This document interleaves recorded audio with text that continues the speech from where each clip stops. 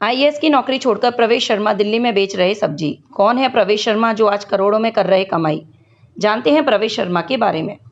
प्रवेश शर्मा दिल्ली में पले बड़े हैं। उन्होंने दिल्ली यूनिवर्सिटी से ही पढ़ाई की है।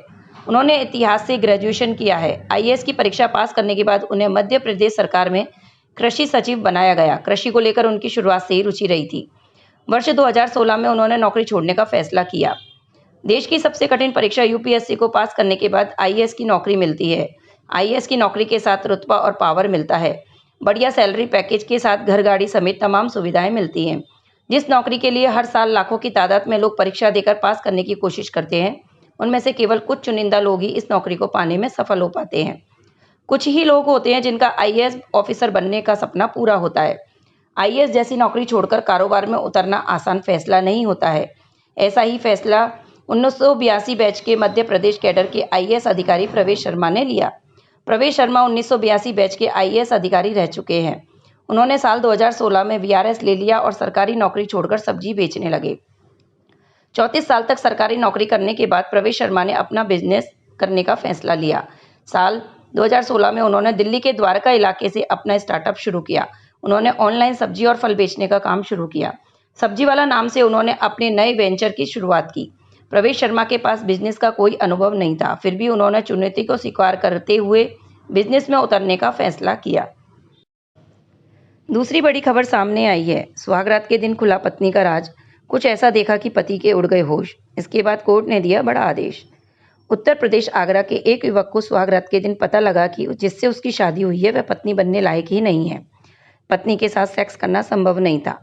युवक की पत्नी के प्राइवेट पार्ट भी विकसित नहीं हुए थे। इससे वह टूट गया और उससे दूरी बना ली। अब यह मामला कोर्ट पहुंच गया। अतिरिक्त मुख्य पारिवारिक न्यायाधीश प्रथम प्रतिभा सक्सेना ने वादी के पक्ष में निर्णय सुनाते हुए तलाक के आदेश दिए हैं। मामला थाना एतवादवौला क्षेत्र का है। टेढ़ी बगिया के प्रकाशपुरम के रहने वाले एक युवक ने कोर्ट में बात प्रस्तुत किया था। उन्होंने बताया कि 27 जनवरी 2016 को उसका विवाह फिरोजाबाद से हुआ था। शादी उनके परिवार वालों ने तय की थी। शादी के अगले दिन जब उसकी सुहागरात थी तो उसने अपने पत्नी के साथ वैवाहिक संबंध बनाने चाहे, लेकिन जैसे ही उसने अपनी पत्नी के शरीर को देखा तो वह दंग रह गया। देखा कि पत्नी के गुप्तांग विकसित ही नहीं थे। वादी की तलाक अर्जी पर कोर्ट ने उनके फेवर में निर्णय सुनाया है। वादी ने कोर्ट में पत्नी की मेडिकल रिपोर्ट और डॉक्टरों द्वारा इलाज और उनके परामर्श के दस्तावेज प्रस्तुत किए थे। न्यायालय ने सभी साक्ष्यों का आकलन करते हुए वादी के पक्ष में निर्णय सुनाते हुए तलाक के आदेश दिए हैं। अब अगली खबर है स्टूडेंट से जुड़ी हुई। दिल्ली में फ्यूचर की उम्मीद दिखाकर कोचिंग में जानलेवा खिलवाड़ हो रहा है। ईस्ट दिल्ली के लक्ष्मी नगर, शकरपुर, ललिता पार्क समेत विकास मार्ग पर कोचिंग संस्थानों की कतारें लगी हुई है। यही कारण है कि नॉर्थ कैंपस के बाद दिल्ली में लक्ष्मी नगर को एजुकेशन हब के तौर पर जाना जाता है। यहाँ पर बैंकिंग, चार्टेड अकाउंटेंसी और कॉमर्स से लेकर यूपीएससी एग्जाम की तैयारी कराने वाले कोचिंग सेंटरों की भरमार है। साथ ही कंप्यूटर और कई अंग्रेजी सिखाने वाले कोचिंग सेंटर भी है।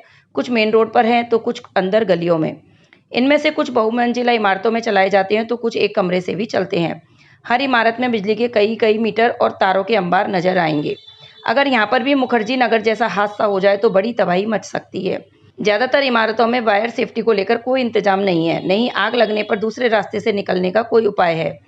लक्ष्मी नगर से लेकर निर्माण विहार मेट्रो स्टेशन तक और शकरपुर स्कूल ब्लॉक से लेकर ललिता पार्क तक 100 से ज़्यादा कोचिंग सेंटर चल रहे हैं।